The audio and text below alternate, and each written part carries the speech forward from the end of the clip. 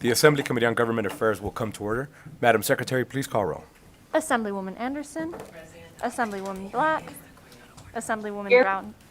Assemblywoman Brown May. Assemblywoman Considine. Assemblywoman Dickman. Assemblywoman Here. Duran. Assemblyman Ellison. Assemblywoman Martinez. Assemblyman Matthews. Assemblyman MacArthur. Assemblywoman Thomas. Assemblywoman Torres. Present. Chair Flores. Please let the record reflect that Assemblywoman Martinez is absent excused. Oh, never mind. Please let the record reflect that Assemblywoman Martinez is present. All members are present and we have a quorum. Good morning, members. We are back. The Assembly Committee on Government Affairs is back from a very long recess. I just wanted to give everybody a lay of the land. We have one bill up for presentation today. We'll get a pulse from the members at how we feel about that and potentially consider taking action immediately after the hearing, depending on where the members are. And then afterwards, we'll go into public comment, and then we'll recess just in case we have to come back for any reason. We know that we're on deadline, and we just have to be as accommodating and flexible as we can be to help move those last bills that are making their way over. I want to remind those of you following us via the internet that please know that we're hoping to consistently go to those in the room first, wishing to speak in support, opposition, neutral, and then we'll go to those on Zoom and then the phone. So we ask that you be patient. I know sometimes you have to wait for a little bit. I want to remind everybody, please silence your cell phones and your laptops. And and any other electronic device you may have on your person, pagers, or whatever it is. And with that, Senator Dennis, good morning. Welcome to your Committee on Government Affairs. And at this time, we'll go ahead and open up the hearing on Senate Bill 205.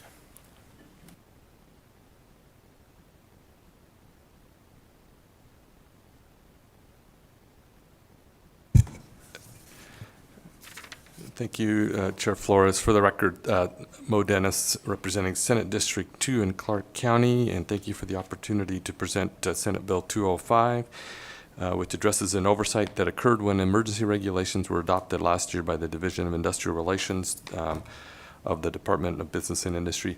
As you can tell, it's a fairly short bill, so if you didn't have a chance to read it, you could probably do it by the time I'm done with my presentation.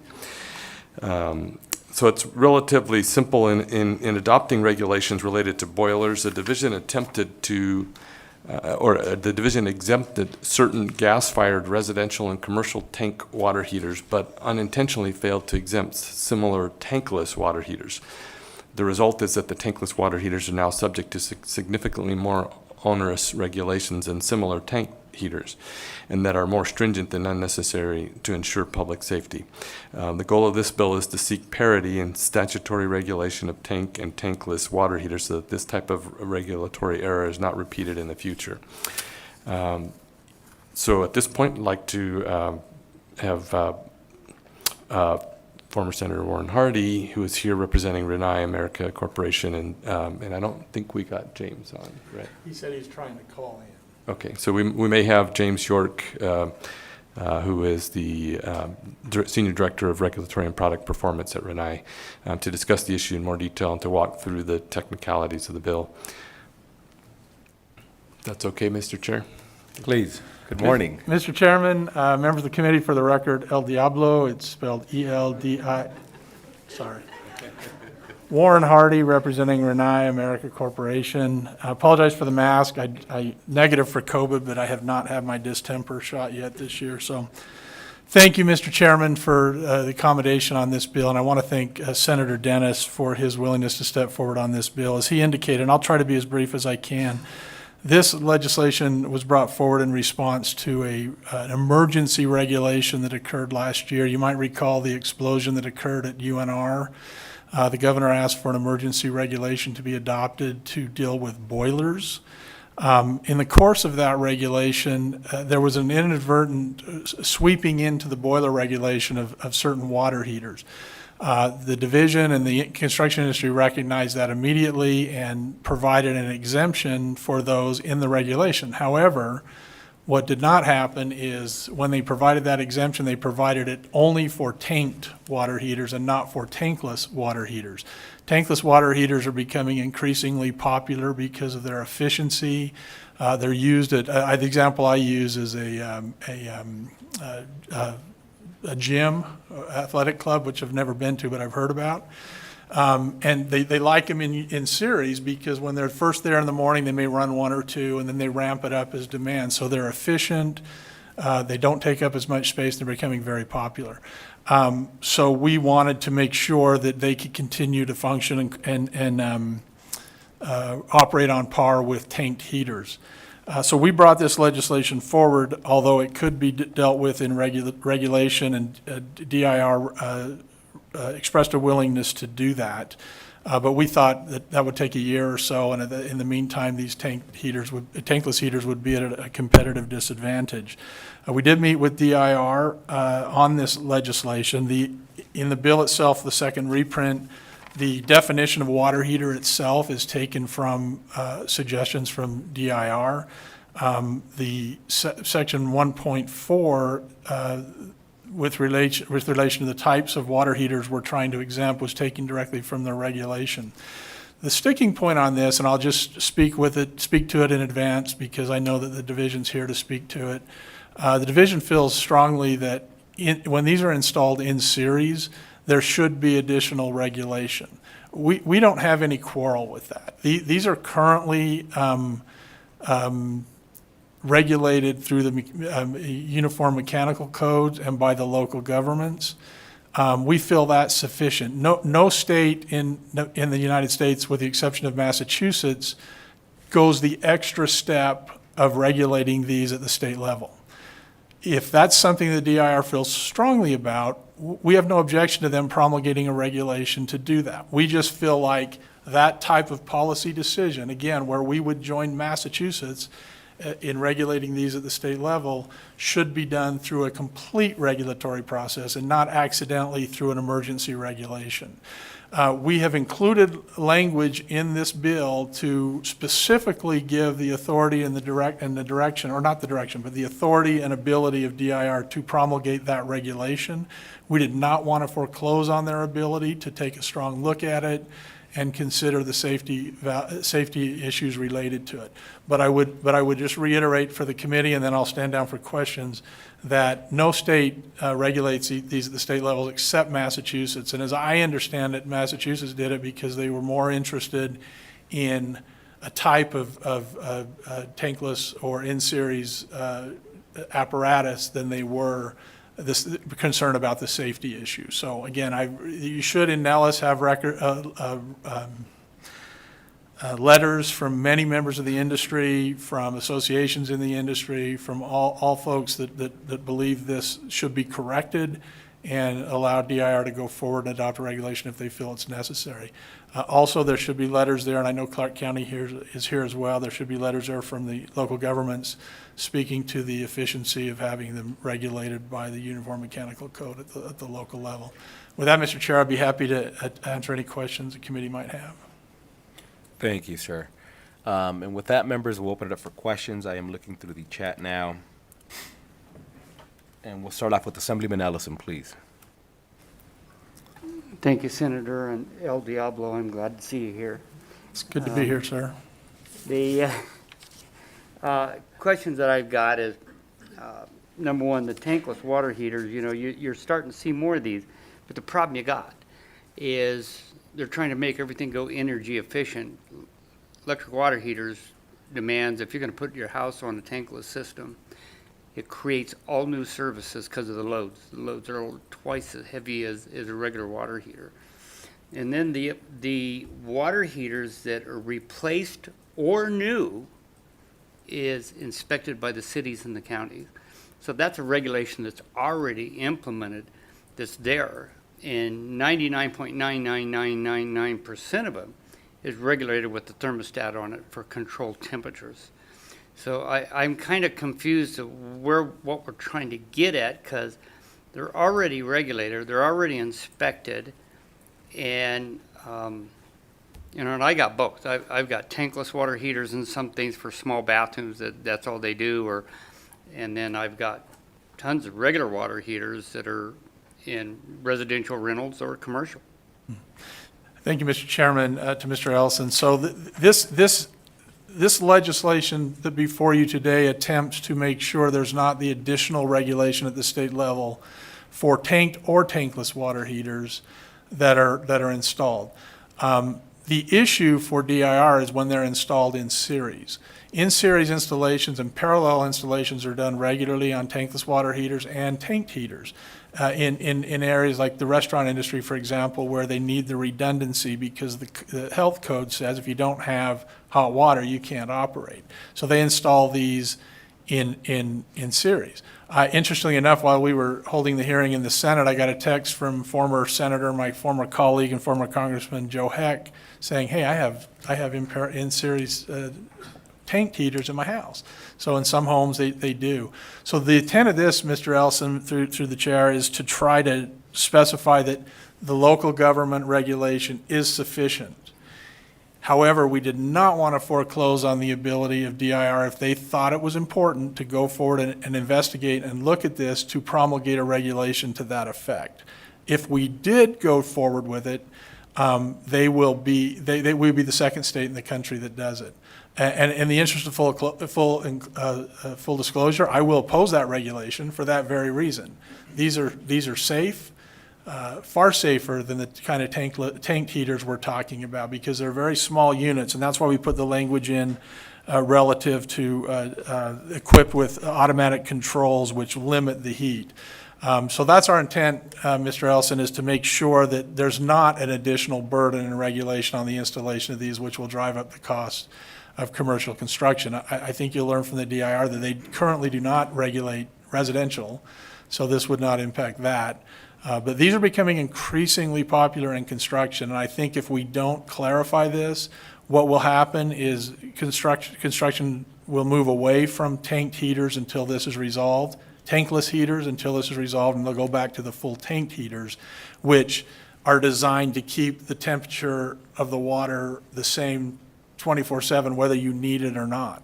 Tankless heaters are on demand. They only heat the water when you need it. So I hope that answers your question. It was typically long-winded for me, but I don't know how to do it otherwise, Mr. Chair. Mr. Chairman. That's the shortest I ever heard him do. Just so that to clarify on the, because we keep referring to it, when he refers to in-series, you would wonder, well, why would you need to do an in-series if it's an on-demand water heater? But, each on-demand water heater can only produce so much water, and eventually it's not hot anymore, and it's got it, even though it's doing it on the fly. So these are put, next to each other so that you've got multiple of these tankless heaters next to each other in what he called series. He also mentioned parallel, which is a different setup, but what we've been talking about here is the in-series. You have a follow-up? Please. And I totally agree with that. And the reason that is because you can create heat in one versus not the other. But these singles seem to be what you say, but now they're going to the bigger ones to take a whole house, for showers and laundry and the kitchens and stuff like this, which is creating such a massive load on the house. If it's an older home, it's got to be, the service equipment's all got to be changed. But if you're putting one like in a bathroom, a garage, or something like this, it's easy to do. So, in commercial buildings, you see now they're starting to put them in areas, like one at the dishwasher unit, for the dishwasher. Then you'll see one strictly for the bathrooms, and you'll see usually another one, but they're not. I haven't seen a lot of them that series together, but I have seen them. Yes, I have. So. Thank you, Mr. Chair. Again, Warren Hardy for the record. So what you're talking about, Mr. Ellison, is that this is becoming an increasingly popular device for construction. We don't know what the future holds.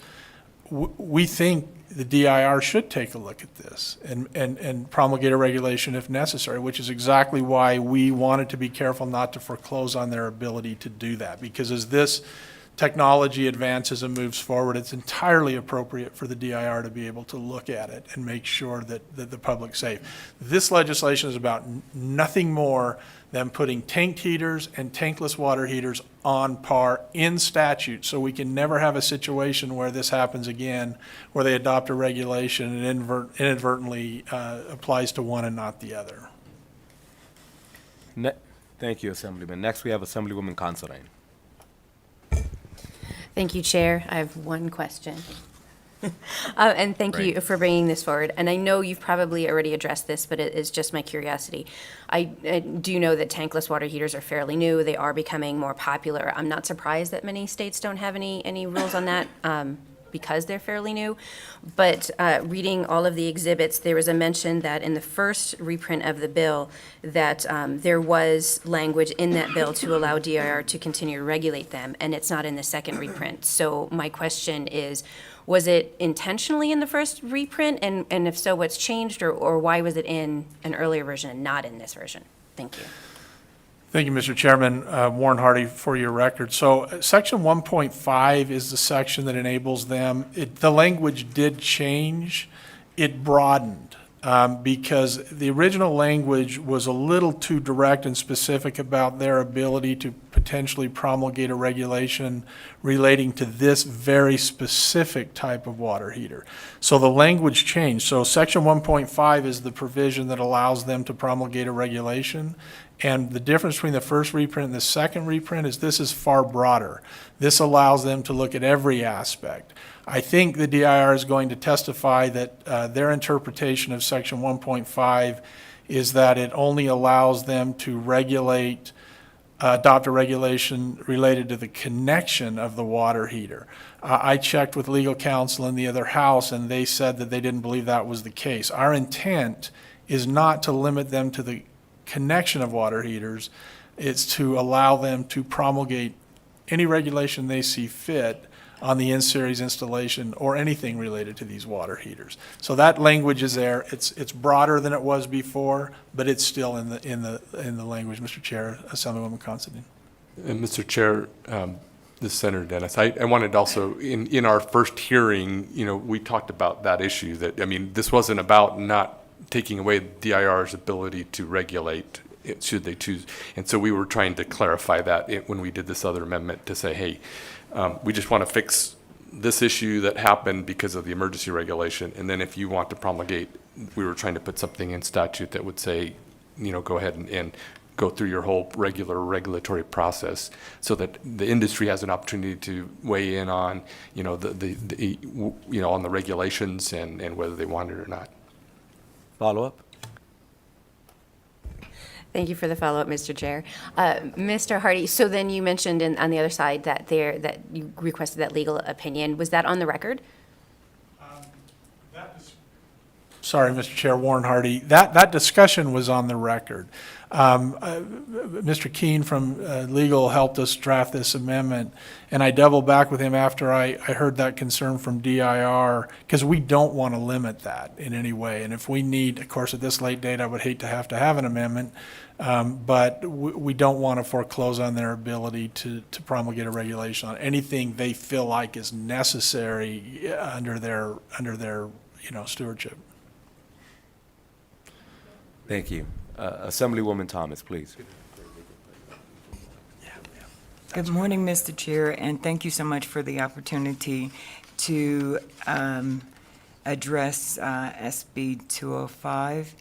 And I would like to take the liberty of saying that Senator Mo Dennis, instead of around the kitchen table, I can ask you questions here in public. I appreciate that. My question to both you and Senator Hardy, if I may, ask as a homeowner, and I would like to know the lifespan of the water heater, tankless water heater, and I do have a follow-up, Chair. Thank you. Mr. Chairman, Warren Hardy, I don't know if it's possible. Apparently, Mr. York, he's on the phone. And I don't know if we have that technology to be able to. I think we're having a difficult time getting a hold of Mr. York. Broadcast, can we confirm whether or not we have him on the phone line? The last report that I got from the team internally is that we were having a difficult time connecting. I think, Mr. York, if you're listening, I'm sorry. I did forward you a copy of the Zoom link that was provided by Senator Dennis's office this morning. So, but he would be able to answer those questions, Mr. Chairman, Assemblywoman Thomas. I know that one of the reasons these are so popular is because of the lifespan and the efficiency of them. They don't have the water sitting in the tank unused. I've left my house. My wife's in California visiting the grandkids. I left the house for 2 weeks. That water's heating. I turned it down, but it's heating. The water's sitting there. The corrosion's occurring. None of that occurs in a tankless heater, which is why these are so popular. Thank you. And follow-up, Chair? Follow-up, please. All right, and that answer kind of leads into the segue of, does it have an automatic shut-off valve in case it got too hot or, might hurt someone? Mr. Chairman, that's an excellent question. And this technology, I think, is additionally popular because of the safety. You don't, so these in series, and when you have a boiler, I was talking to my good friend Danny Thompson about this, and he was explaining how boilers work. And there's like a 6-inch gas line leading into these boilers. And he said it's like a small nuclear bomb when they explode. These are in series, small, so they're individually fed in the installation. But all of the things you're talking, that Ms. Thomas is talking about, Mr. Chair, is the safety is the same. They have the pressure relief valves. They have all of those safety devices. And I should indicate at this point, and thank you for reminding me, Assemblywoman, but at this point I should add, if you look at the direct guidance from the companies, these are designed to be installed in series. They're warranted to be, this is the purpose of them. They want to be able to accommodate that use that I spoke of where one comes on when it's low demand and then you got 5 when it's high demand. But Mr. Chair, all of those safety things that are related to the others are absolutely incorporated into these systems. Thank you, and thank you, Mr. Chair. Thank you, Assemblywoman. Members, any additional questions? I don't believe we have any. At this time, at this time we'll go to those wishing to testify in support of Senate Bill 205, and we'll start with those who are present here in Carson City. Good morning and welcome.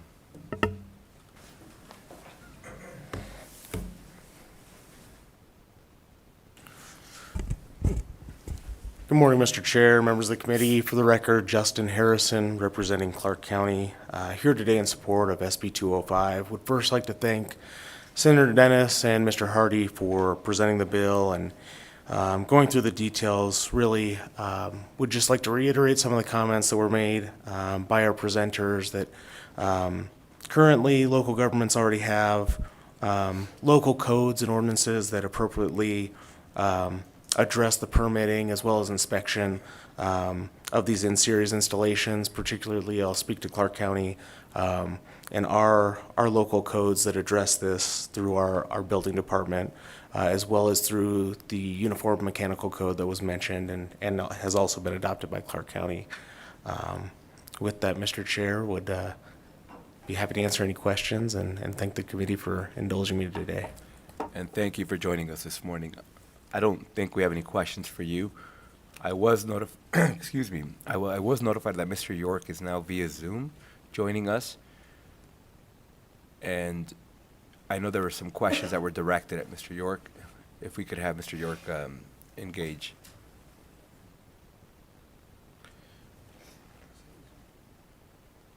Good afternoon, Chair. This is James York with Renai American Corporation. Can you hear me? Yes, good morning and welcome. Thank you for having me. So I was listening earlier. I was in on the public call-in, so I did hear a couple of the questions, and so I'll try to address those right now. One of the questions was on lifespan. These water heaters typically carry a warranty on the product from 12 to 15 years and are expected to last between 10 and 20 years, typically in the market. So that's on par and usually superior to most commercial gas water heaters that are currently on the market that carry from 3 to 7 year warranties on the storage water heater market. The other question was, do these have safeties? These are all fully CSA certified products, all carry third-party recognition in the industry like any other water heater that is currently on the market. They do have safety limit switches as well as dual monitoring temperature indicators or thermistors that measure the outgoing temperature, because as a tankless water heater, unlike a storage water heaters, they are delivering on demand. And so we deliver a precise temperature or specific water to the end user based on the selection. So we monitor that with 2 different inputs. Anytime there's a difference between those inputs, the water heater will shut down in a safe manner, just like any other water heater on the market. So hopefully those answer those questions, and I appreciate the time. Thank you. Members, any additional questions? I don't believe we have any additional questions for you. Thank you for joining us this morning. At this point, we'll go back to those wishing to testify in support of Senate Bill 205. We don't have anybody else in Carson City. At this time, we'll go to the Zoom. My understanding is we don't have anybody via Zoom wishing to speak in support. I'm just verifying that now. So we'll go to the phone lines. Broadcast, please. To testify in support of Senate Bill 205, please press star 9 now to take your place in the queue. Chair, there are no callers in support at this time. Thank you. At this time, we'll go to those wishing to testify in opposition. Again, we don't have anybody present in the room. We'll go to Zoom. I don't believe we have anybody via Zoom, so we'll go back to the phone lines. Those wishing to testify in opposition to Senate Bill 205. To testify in opposition to Senate Bill 205, please press star 9 now to take your place in the queue. Chair, there are no callers in opposition at this time. And lastly, we'll go to those wishing to speak in the neutral position. Again, we don't have anybody joining us here in Carson City, so we'll go to Zoom. Thank you, Mr. Chair. Victoria, I am the administrator at the Division of Industrial Relations. Our office is neutral on the second reprint of SB 205, and our mechanical compliance section regulates boilers and water heaters only in commercial buildings. I think it's important to note that we do not regulate water heaters or most boilers in single-family homes, and our primary concern is public safety. So there was brought up about local governments. They do installation permits of these water heaters. However, in contrast, our office does an initial permit and operating permits every 2 years of the devices that we regulate. So under current law, water heaters that do not exceed certain limitations are currently exempt from the permitting requirements. However, this only applies to the traditional tanked water heaters. And so the tankless water heaters of any size that are currently installed in a commercial setting are currently required to obtain an operating permit. So SB 205 would change these requirements. So for single installations of tankless water heaters meeting these criteria, those are a very low safety risk, and our office is supportive of exempting those devices to make sure that they have parity between both the traditional and the tanked water heaters. However, the division also currently regulates water heaters that are installed in series. These are often called rack units. And in these cases, these water heaters are combined together to have a higher level of input heat. So for example, a rack of 6 of these tankless water heaters provides a maximum input heat of over 1 million BTUs. And so that is comparable to a large commercial boiler. So just to give you some examples of the ones that are currently regulated, we have the Alexis Park Hotel, nearly 3 million BTUs, Golden Knights Arena, 1.6 million BTUs, Prim Valley Resort and Casino, 3.6 million BTUs. When you have an input heat of that amount, that is a large amount of gas. We recommend that these continue to be regulated because there are definitely some safety concerns with that. In our regulations, an emergency shutoff valve is required. That was something that was put in place in 2020 in the wake of the Argenta Hall explosion, just for reference, that boiler was 1.2 million BTUs. We also look at emergency exits. We look at fire rating of the room. We look at room ventilation. So those are things we believe are really important to be reviewing every 2 years. The regulatory authority that is being provided in the proposed SB 205 in our reading only applies to the connections to the water heaters, not the water heaters themselves. However, in the first reprint, there was specific language about the interconnection of water heaters installed in a series in section 1.4 and making those exempt from the exemption. So we would recommend that the second reprint language is actually much stronger and actually ensures that those water heaters installed in series would continue to be regulated. And with that, we also have our Chief Administrator, Patterson, who is available for any technical questions. Thank you. And thank you for joining us this morning. Members, any questions? Seeing none, we'll stay on Zoom. I don't know if you wish to add any other remarks, sir, or if you were just here for the questions.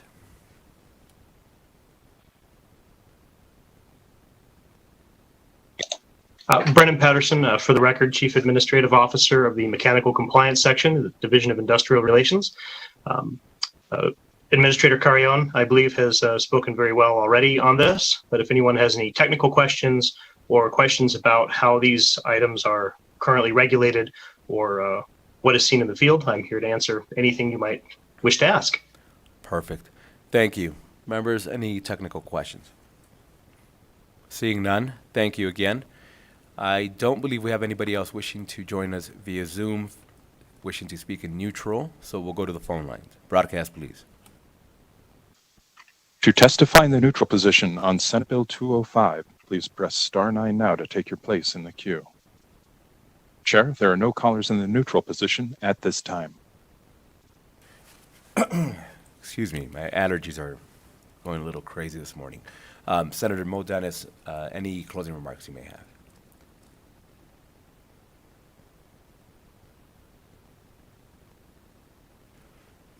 Since I stood up. Thank you, Mr. Chair. We don't have any other additional, we're just, as I said at the very beginning, just trying to make sure that we can put that parity in the law. Thank you. And thank you. And with that, we'll go ahead and close out the hearing on Senate Bill 205. Thank you all for engaging in that very high-level, fun boiler language. And El Diablo, thank you for joining us. Mr. Chair, if you'll permit, just because it's a Saturday, I just wanted to thank you very much. Yes. The other one that we usually try to do this on the floor over, and sometimes we can do the puns. The other one is that, we all have this tankless job. Thank you. I wish I had a drum set. So, and with that, members, I think I got a temperature read of the room. There we go. Yes, I got one in. And at this time, I'd like to entertain a motion to do pass Senate Bill 205. Madam Vice Chair has made the motion to amend and do pass Senate Bill 205. Do I have a second? Assemblywoman Dickman has seconded that motion. Members, any discussion? Seeing none, all those in favor, please signify by saying aye. Aye. Aye. All those against say nay. Motion carries unanimously. And for such an exciting conversation, I think it would be prudent and only appropriate that our TikTok sensation, Assemblyman MacArthur, did that floor statement.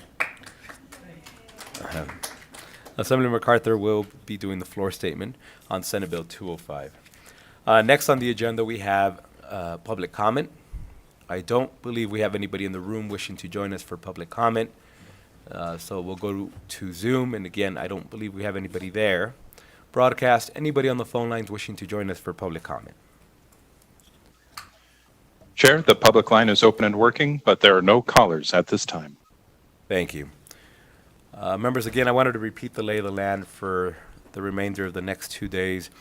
We will recess, not because we anticipate coming back, However, we want to leave the door open should there be any bills or anything that moves the last minute, that we be ready to address that matter at that time. Because I don't know if we will be meeting again, I just wanted to take a quick personal point of privilege. Last time I didn't do this because I did expect a bunch of bills to come into the committee. Had I known that they weren't going to make their way here, I would have done this before. But I wanted to first thank all our staff for their incredible work this session. As you all understand, this work is easy because of them. And I'm talking about everybody, secretaries, minutes, the folk that are in my office, committee manager, policy analyst, lawyers, every single one of you. We just are incredibly indebted to you. And for those of you following us along, know that the legislators show up and get this work done only because of them. They truly are amazing, so we're incredibly grateful to have them. Members, it's been an honor to serve alongside of all of you. I appreciate the dialogue. We come from very different walks of life, very different angles, perspectives. There is no question that that maybe outside of this room you would doubt that a lot of us would be sitting on the same table, but I think a lot of us have grown to friendship, and I appreciate that. I appreciate the different perspectives, and I think this is what Nevada is all about. We don't always agree, but we can be respectful and engage in some good dialogue. So thank you, members, for your service. It's been an absolute honor serving alongside of you, and I hope that we can continue working together in the interim for the better of Nevada. Again, thank you to all of you, and for all the folk who engaged with this committee, thank you for indulging us with all the fun times we've had. Mr. El Diablo, for those of you who don't know that reference, every time we'd call in, we would hear caller with the last three numbers, 666. And then it was El Diablo showed up. So please keep that number forever, yes. And with that, members, thank you again. We are in recess.